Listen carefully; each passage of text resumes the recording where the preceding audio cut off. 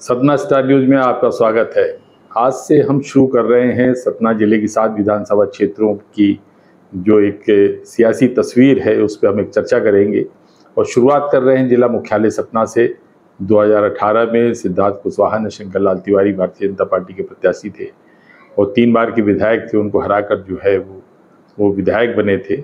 ये त्रिकोणीय मुकाबला था। पुष्कर सिंह तोमर बसपा से थे, सिद्धार्थ कुशवाहा कांग्रेस से थे और अन्य प्रत्याशी भी थे, लेकिन जो मुख्य मुकाबला था वो शंकर लाल तिवारी सिद्धार्थ कुशवाहा के बीच में था। शंकर लाल तिवारी के प्रति जो एक नाराज़गी थी लोगों में, जिसको एंटी इनकम्बेंसी भी हम कह सकते हैं, उसका बड़ा फायदा जो है सिद्धार्थ कुशवाहा को मिला था और सिद्धार्थ कुशवाहा जो है पहली बार विधायक बने थे। अभी भी वो सिटिंग विधायक हैं। महापौर का चुनाव वो हार चुके हैं। अभी हाल में जो महापौर के चुनाव हुए थे उसमें सिद्धार्थ कुशवाहा कांग्रेस के प्रत्याशी थे, उन्हें योगेश ताम्रकार ने एक बड़े अंतर से हराया है। और इस हार के बाद में अब ये प्रश्न बड़ा स्वाभाविक हो गया है कि 2023 के विधानसभा के चुनाव में सिद्धार्थ कुशवाहा का क्या होगा, परिस्थितियां उनके कितने अनुकूल हैं, किस तरह की उनके सामने राजनीतिक चुनौतियां हैं। तो इस पे एक व्यापक जो कवरेज है, सतना स्टार का जो कवरेज है, उसी की आज हम चर्चा यहाँ पर कर रहे हैं।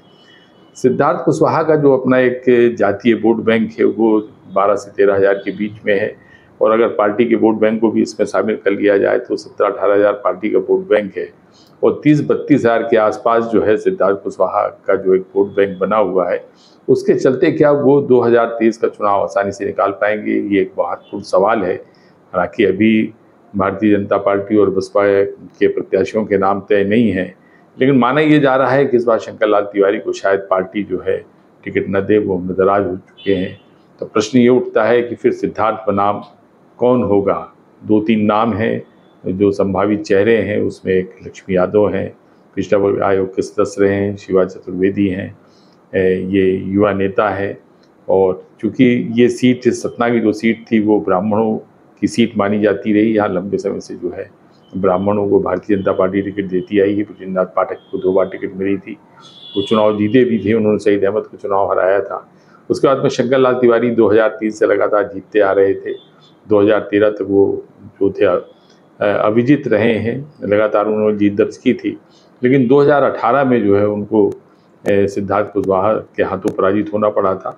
मुख्य वजह ये थी कि शंकर लाल तिवारी जो थे वो अहंकार में डूबे हुए थे, उनका अहंकार उनको ले डूबा और भारतीय जनता पार्टी के प्रत्याशी होने के बावजूद वो एक बड़े अंतर से सिद्धार्थ कुशवाहा से चुनाव हार गए थे।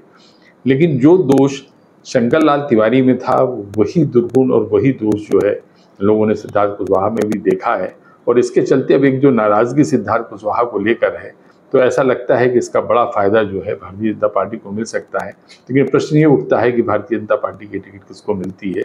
तो वक्त के साथ में हम फिर आपके साथ में अपने विचार साझा करेंगे और आपको सियासी खबरों से अवगत कराते रहेंगे। देखते रहिए स्टार न्यूज़ का खास कार्यक्रम सियासी दहचाल और स्टार न्यूज़ का जो यूट्यूब चैनल है उसको सब्सक्राइब भी कीजिए, देखिए और अगर आपके पास में कोई फीडबैक है, राजनीतिक फीडबैक है, तो हमें दीजिए। नमस्कार।